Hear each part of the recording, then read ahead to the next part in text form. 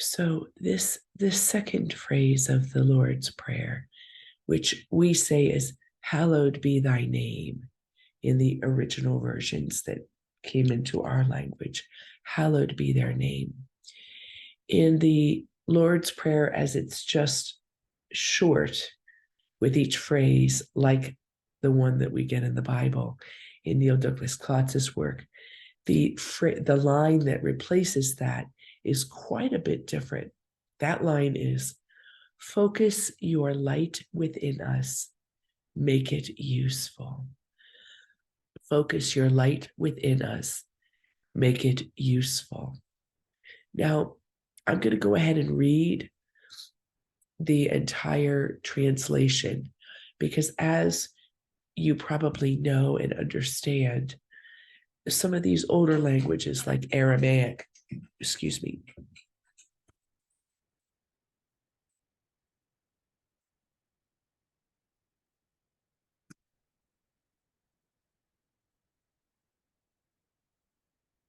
I had to go into the ER last night and I had my phone on to make sure that I heard from him.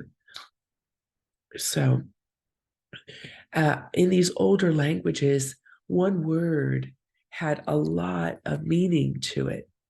And I think that's still true today, but we try to reduce things to be much linear and very specific to one word today. But back then, it was like one word was a poem. So that's how Neil Douglas Klotz did his translation. So let me read his translation of that phrase. Focus your light within us. Make it useful. As the rays of a beacon show the way. Help us breathe one holy breath, feeling only you. This creates a shrine inside in wholeness. Help us let go, clear the space inside of busy forgetfulness so the name comes to live. Your name, your sound can move us if we tune our hearts as instruments for its tone. Hear the one sound that created all others. In this way, the name is hallowed in silence. In peace, the name resides, a room of one's own, a holy of holies, open, giving light to all.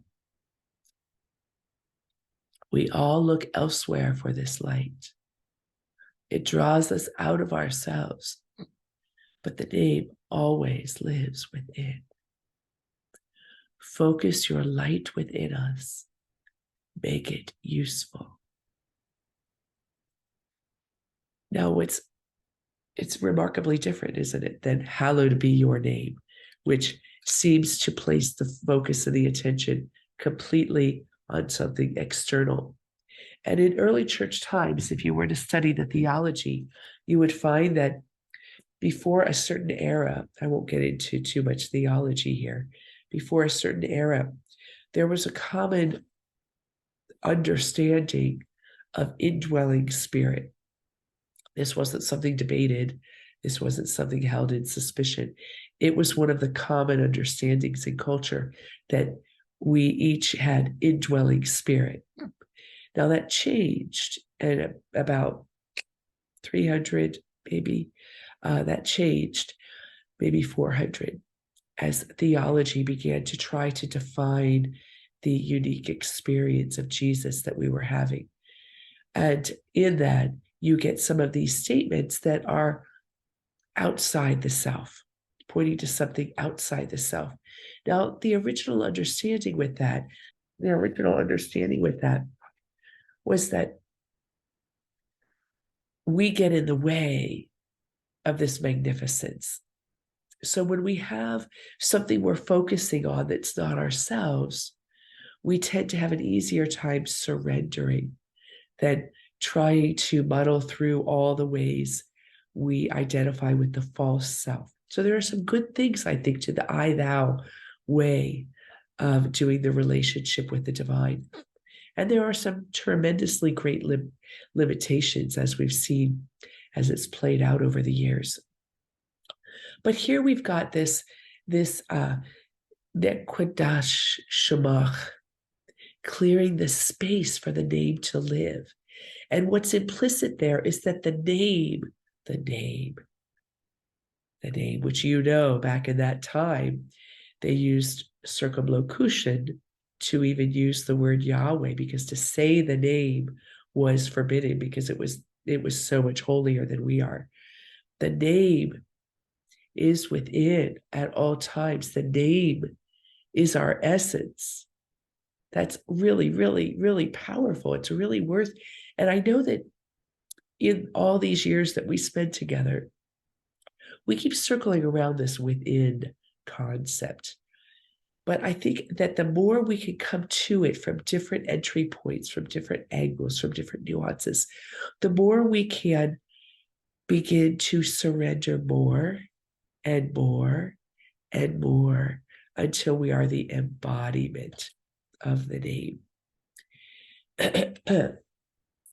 Now, with this, you get the focus your light within us. So the prayer isn't hallowed be thy name.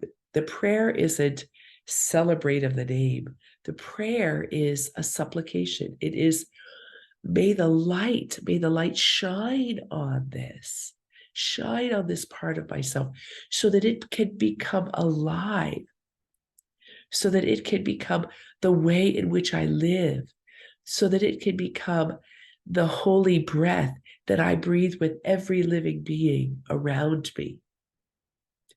Now, there is a great example in the Gospel of Luke, of this taking place, and I want to read that passage. All right, let me read this passage from Luke that shines a light on what we're talking about. And a woman was there who had been subject to bleeding for 12 years, but no one could heal her. She came up behind Jesus and touched the edge of his cloak, and immediately her bleeding stopped. Who touched me? Jesus whirled around. When they all denied it, Peter said, Master, the people are crowding and pressing against you. But Jesus said, someone touched me. I know that power has gone out from me. Then the woman, seeing that she could not go unnoticed, came trembling and fell at his feet. In the presence of all the people, she told why she had touched him and how she had been instantly healed. Then he said to her, Daughter, your faith has healed you. Go in peace. So there we have got an example that's not global, it's personal, of what we're talking about with the phrase Nathqadash Shamkh. We're talking about awakening to this name that's alive within us in such a way that as we move, what we do, we evoke and draw forth the power of the divine in all things. So she directed her faith on believing that this man, Jesus, had power to heal her. But the agency of that direction wasn't on Jesus. That was part of the co-creative process, yes.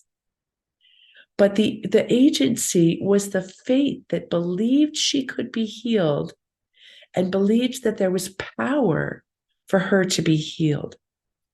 And Jesus so magnificently points her back on herself.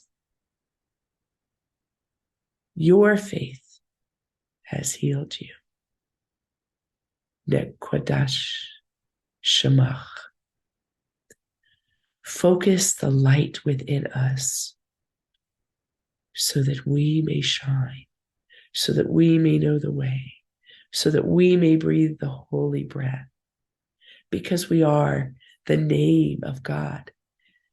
Anthropologos is word, and that word is the holy name. That's a pretty bold statement, and I would like to invite you to reflect upon that. Am I the divine name? Could I make a claim like that? And if I can, what are the implications? How does that orient me in my prayer and my meditation?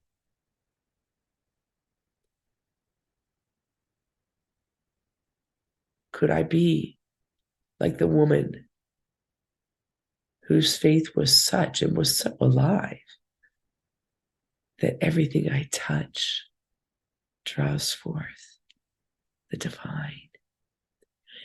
I love many aspects of this, but one of them I love is it does what I believe we are meant to do, what we need to do as a humanity. And all the wounds that are global, that are showing up, to me, are showing the imperative of this. It dissolves the separation.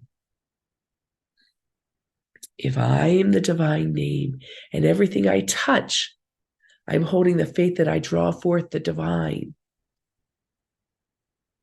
that I can do nothing but bow before the divine before me. It dissolves the separations. And he says to her, go in peace. Our prayer with Nathqadash, Shamkh, could be the touching of the garment of humanity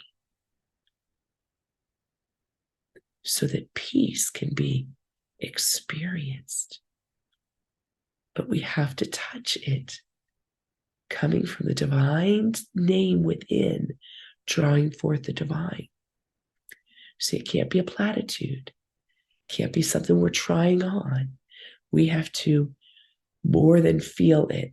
It needs to arise within us so that as we touch with our hand, with our prayer, with our perspective, we evoke the peace that's at the core, that's part of the essential nature of creation.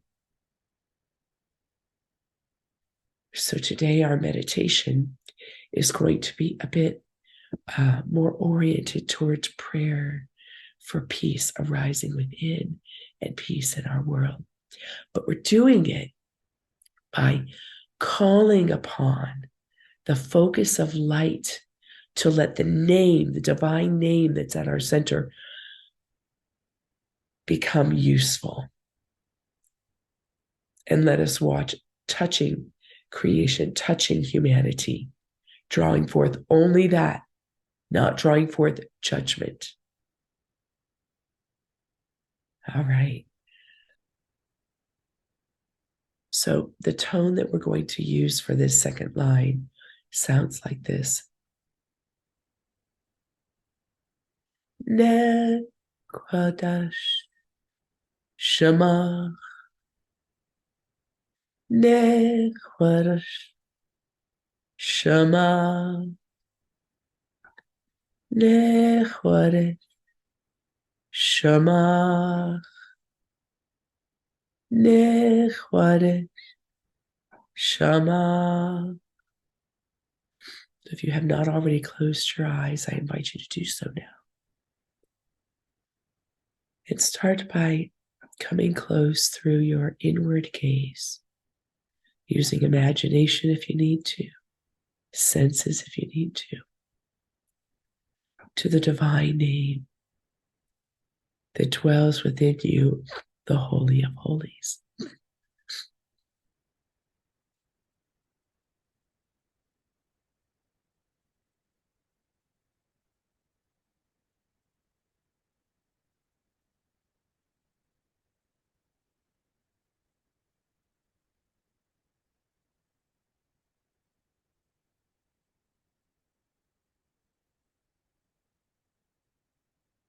yourself rest into that divine name. It may be a word you can use, maybe not a word, maybe just an essential light.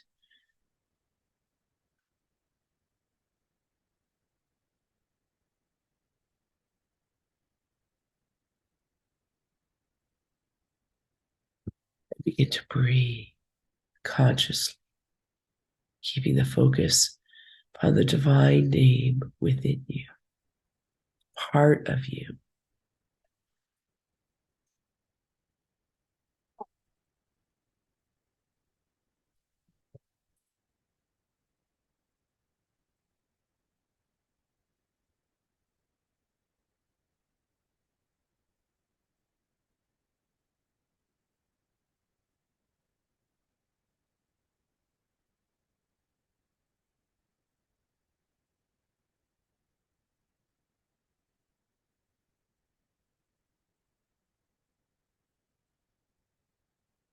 And we begin the recitation of this phrase. Nathqadash, Shema, Nathqadash, Shema, Nathqadash, Shema, Nathqadash, Shamkh, Nathqadash, Shamkh, Nathqadash, Shamkh, Nathqadash, Shamkh, Nathqadash, Shamkh, Nathqadash, Shamkh, Nathqadash, Shamkh, Nathqadash, Shamkh, Nathqadash, Shamkh, Nathqadash, Shamkh.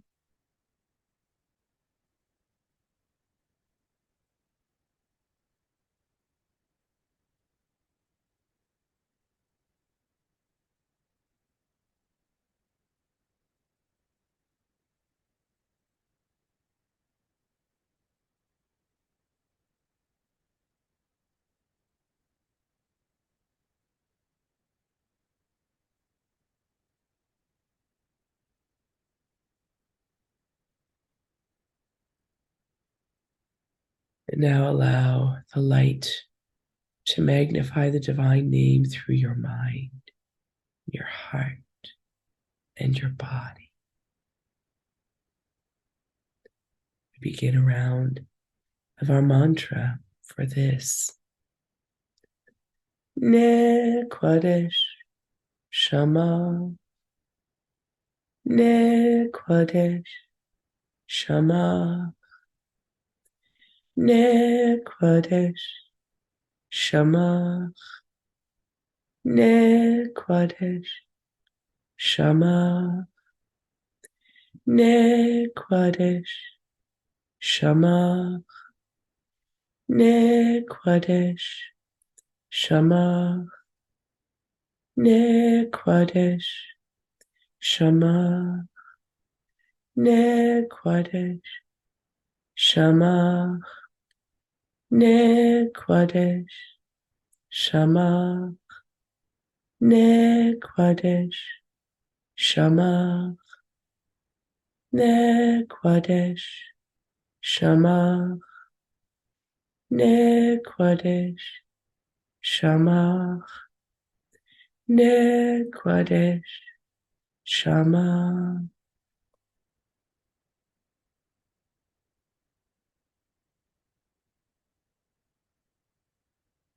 And for our last and longer round, we open that the divine name magnified within us will touch all humanity, inspiring the remembrance of the divine name at every center, in every heart.